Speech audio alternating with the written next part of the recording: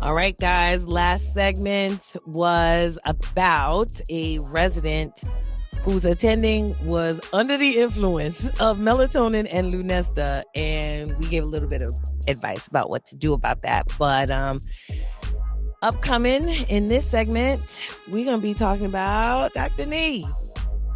Well, we ain't gonna be talking about what we're gonna be talking about. So last episode or 2 episodes ago, we answered a question from a family medicine resident who is dating someone who's in the Boston area, and they were trying to figure out, well, as I'm finishing residency and I'm dating someone in Boston, I need to find like a locums gig for like 3 or 4 months, and then I'm good. Right. So we answered their question and they wrote back to us and they says, like, why the hell you roasted me, Dr. Nee? That's probably what it said, because like you kind of insulted the person when you answered the question. Like they didn't know what a plane was and they didn't know what a train was. Like that's really not the way to go about answering questions from the audience, because, you will get canceled. Thanks, Dr. So you need to apologize. That won't happen. But thanks, Dr. Let me read to you what they say. What they had said. Thank you. Can I read this question, please? Go. Thank you for taking my long and complicated questions on your most recent episode. I wanted to send an update on how the job search worked out. I was a third-year family medicine resident. Dr. Nee, since your response on the podcast, my girlfriend and locum's wife have left me. It doesn't say that, Nee. Do you want me to share this with you? I'm going to keep going. I took a job Monday through Friday in the Arctic Circle, but at least I get to fly back each weekend to see my family for 1 hour before flying back to work. Just joking. So I think they're just, I don't know what they're joking, but I'm assuming they're just joking about the whole thing. But yes. Yeah, I see how you is. Yes, because you were talking about locums wives and blah, blah, blah. Then this person says, Dr. Renee, thank you as always for being the guiding voice of reason and wisdom. And that's where I got a problem with this dude, because I think this person's trying to be smart. He's trying to be smart. He is trying to be smart. You basically predicted the future, as I was already working on opportunities in the surrounding area. In the end, I got 4 different offers for places 1 to 2 hours from the Boston area. It all worked out great. And I took a position at a FQHC 1 to 2 hours away for a 3-month contract working 4 days a week. Some additional context. Sadly, the majority of family medicine options are not shift work, and they want 3 to 6 month contracts for 4 to 5 days a week. I know what he's talking about. He makes a good point. This makes it difficult to balance multiple assignments at the same time and slightly harder to travel mid-assignment. He makes a good point. I considered some postings in farther locations as my hopeful start date came near, but ultimately, I got a few good opportunities at the last minute. Sorry for not including enough context to completely explain the situation, and thank you both for the great advice as always. I often cite Docs Outside the Box as one of the best resources to others who have been intrigued by the idea of non-traditional jobs out of residency. I appreciate the VIP Stat Console mid-podcast as well. Thanks for the advice and hopefully tolerating some sarcasm. So listen, the one thing I got an issue with, my thing is this, why he dissed me and then he says, thank you always for being the guiding voice for wisdom, for reason and wisdom. Yeah, because that means he's talking about I'm the guiding voice and you a big dummy. Okay. I like to look at it as there's a yin and a yang. That's the way I like to look at it. Okay. You have a certain type of energy and I have another type of energy. So I got the positive energy and you got the negative energy.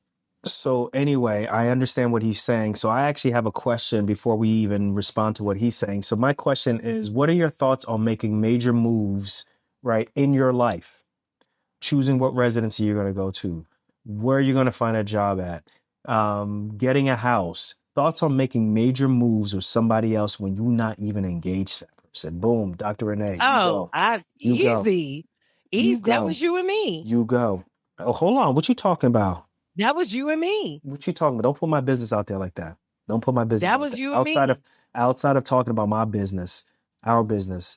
Thoughts on making major moves when you are. I'll talk about my business. And if you happen to be part of the business, then it's show business, and I'm gonna be talking about it too. Okay. But that was you and me. We started interviewing. Remember? We started interviewing.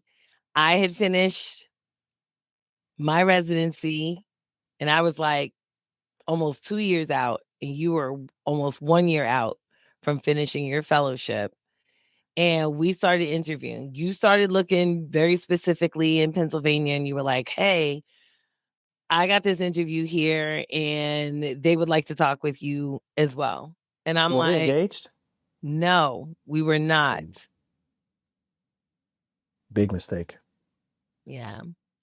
And I was like, okay. So I went. But you got the gist that you knew I was about to start. I was going to. I didn't know nothing. Correct. Yes, you did. No, I Yes, didn't know nothing. Yes, you No, did. I didn't know Guys, nothing. ladies, listen to this show. Do you think that Dr. Renee would take an interview to go to the same place as me, right? Move from Atlanta to Pennsylvania, right? If she didn't know, stop. If she didn't know, can you stop, please? I'm going to mute you. If she didn't know that something more definitive was coming in our relationship, because that's where I call cap. Over this thing too.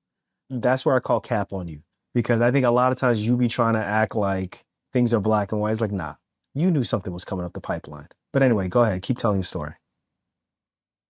Anywho, so you had not proposed, nothing, and it was a free trip.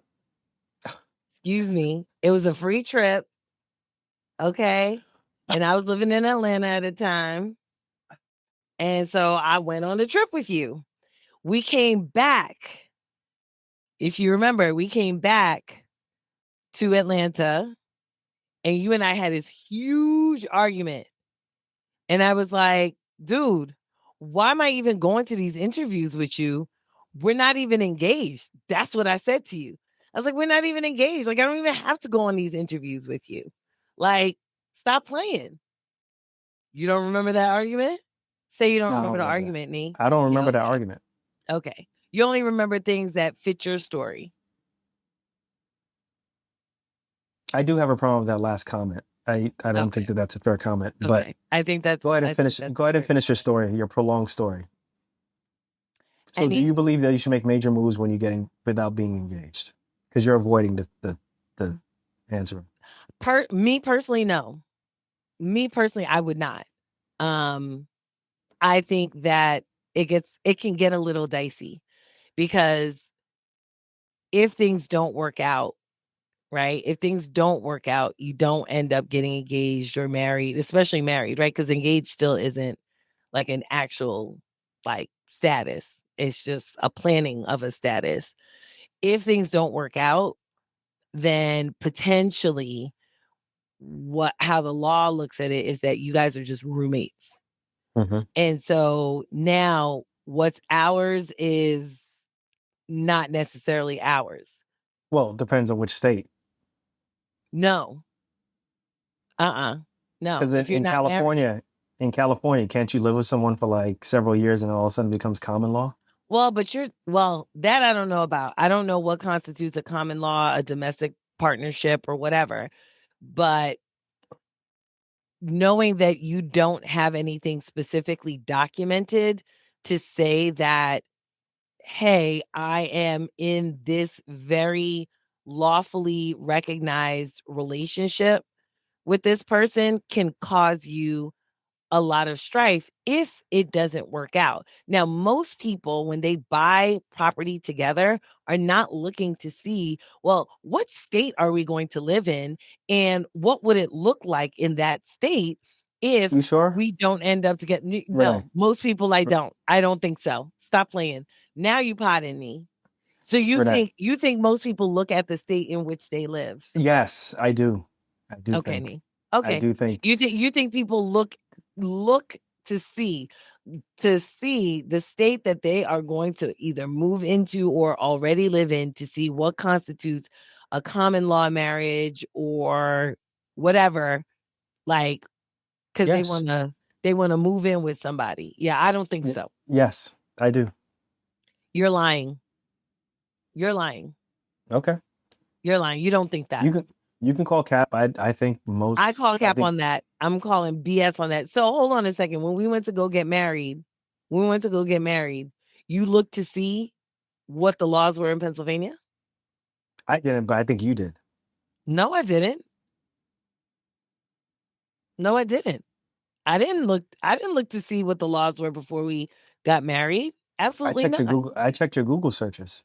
Anyway, first of all, everybody know you got to wipe that cachet.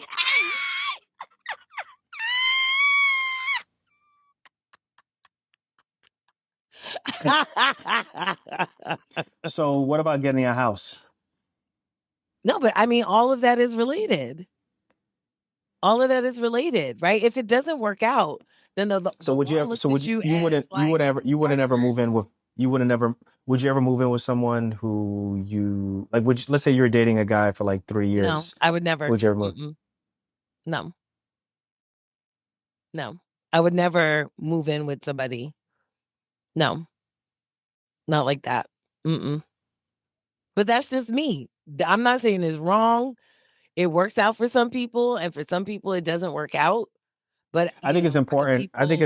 I think for people who don't follow your rule, because I do kind of agree with your rule, which Renee's rule is in order to have a successful relationship, and a successful relationship is a relationship that can go through the good and the bad, right? Like kind of ride the waves and so forth. You got to be with someone for at least like 5 years and stuff.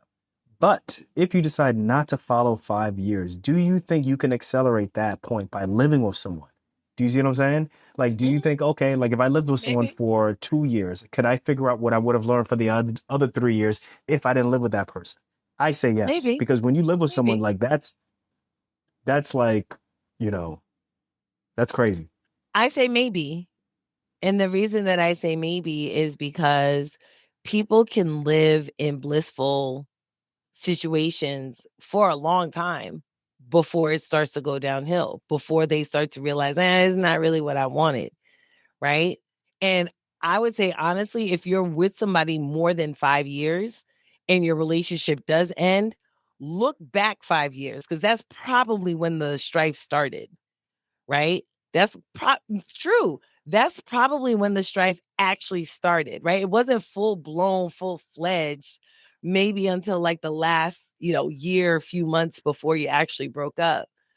But if you look even 5 years back, you'll see little, what do they say? Those seeds, little apple seeds, crumbs, whatever. If you look back, you'll see those crumbs of, oh yeah, this started to kind of go downhill even then, but I didn't think anything of it because I didn't actually think I should give it a breakup was on the horizon.